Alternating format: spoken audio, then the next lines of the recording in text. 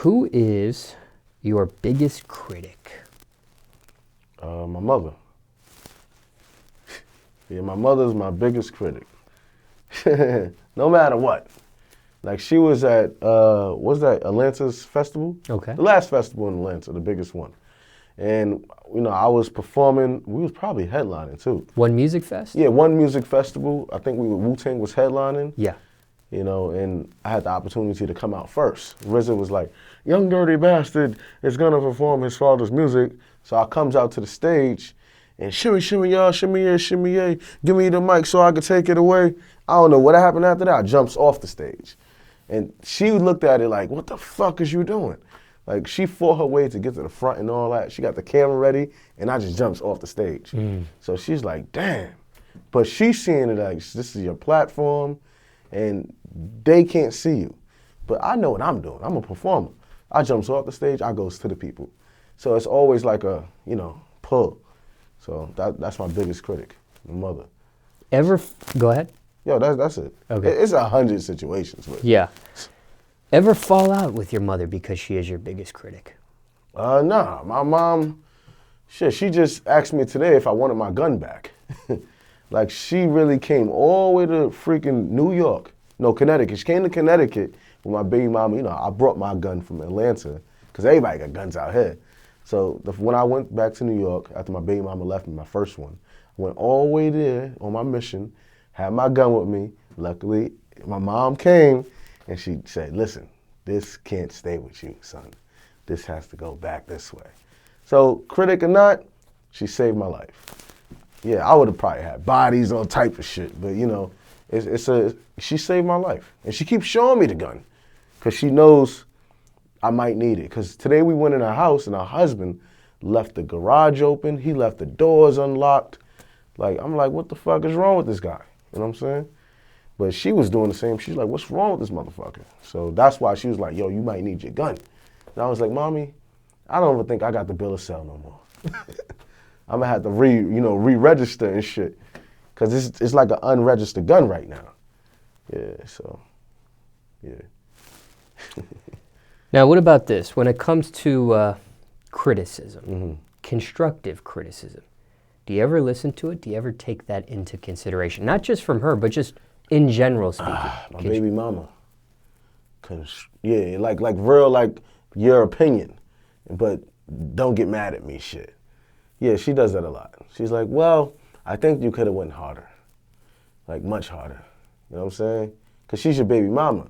She's like, why she on this nigga dick over here? And it'd be somebody like an artist, you know what I'm saying? Like, she listens to like Bob Marley and shit, you know, stuff like, she's a good woman. But on my rap shit, I ask her, is this good enough? And I already know what I'm gonna say. As soon as she says like, no, she's like, I don't even wanna talk to you. You sure you wanna ask me this fucking question? It gets to the point where she don't even wanna answer it no more. Cause I'm gonna go into my defense. Why is good enough, or why you can't, talk about my shit. We take our shit serious. Cause when my grandma paint pictures, it ain't nothing you can say about it. You can't say, grandma, that shit is like that. Nah, it's just, that's the way it came out of the motherfucking dimension. You gotta love it. It's like a baby coming out with long toes. We still gonna love that baby no matter what, so why are you trying to, like, even change or have an opinion about the way I do art? Art is a birth, you know? And it could have birth defects when it comes to art. Now, do you notice the difference between constructive criticism and somebody just hating? Are you able to spot that difference? But I think the hater don't understand though. The hater don't even know you, first of all. You know, the hater does not know anything about you. He just hears from other people or he sees a picture of it and then he goes on that. And he figures that's all it is. I'm going with my shit, he sucks, and that's that. And that's what a hater is, you know? I hated one time. A couple times I was a hater. You know what I'm saying? But I caught myself later on in life. Every hater has to learn. Now, how can one spot the difference between constructive criticism and hate? Well, to spot the difference is real deep, you know what I'm saying? Because everything's an opinion. You know, like that's why we have a voice in the country right now. So it's really you gotta use your voice, man. Hate is a big word. You know, that's what we're dealing right now, racism. So that's a big thing right now in our country. And I think it's just gonna get bigger and bigger, especially if police start wearing masks. They're gonna, you know, I think they're getting to the point where they don't have to wear, you know, their face no more. They're gonna cover up. And then you're gonna be like, who the fuck is pulling up to the car? Because the thing about it, I understand why it could get that far, because when you pull up to somebody's car, and then what if the guy driving don't like that guy? He can go back and find him. You know what I'm saying? I guess if you have robots, you wouldn't be trying to find no fucking robot. You know what I'm saying? It's deep. It's like you trying to find somebody who's picking on you. And that's just the cop's job. But in the other way around, it could get bad for the guy in the car. It's like, he's trying to mug me. You know, he's trying to kill me, this motherfucker. It could be anybody. Yeah. It's deep. I was watching The Watchmen today. And it's the new season that just came out. Okay. And the cops, they wasn't really no police officers. They had masks on.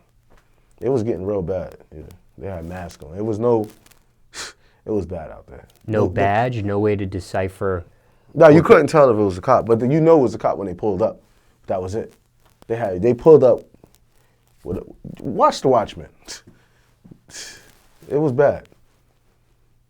The whole movie was like, what the fuck going on? Hope it don't get like that. Now, what about this? When it comes to people commenting, right? Giving an opinion. Are you the type of person that welcomes comments, or you shield yourself away? So let me give you an example. There's some people that I interview, they like to read the comments. Good, bad, ugly, beautiful. They want to see all the comments. Then there's some people that ignore the comments. Yeah. So what type of person are you? You like to read the comments, you like to ignore them? Well, some days you get lucky and you see a comment that just, you know, hits your eye, you know, because comments pop up as in your phone. Somebody, it's not your fault that you're reading it. It just pops up on the first thing in your phone. Motherfucker sends a paragraph and you think is I love you. But at the end of it, it's like, fuck him. He's saying all this good shit. We're like, well, we don't fuck with him at the end. Then that's how it happens. But you don't take it serious because, you know, anybody can say fuck you. Yeah, your mom can say fuck you, but she still loves you. So you gotta just change that thought around. It's like turning a fan into a lover, you know? I mean, turning a hater into a lover, that's what I meant to say. Or turning a hater into a fan. Yeah, that's the whole goal, really. That's how you get customers.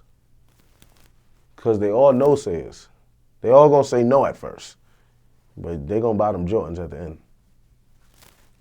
I used to not wear Jordans because they were so expensive.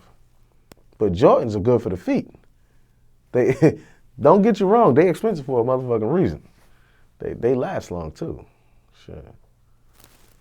Yeah.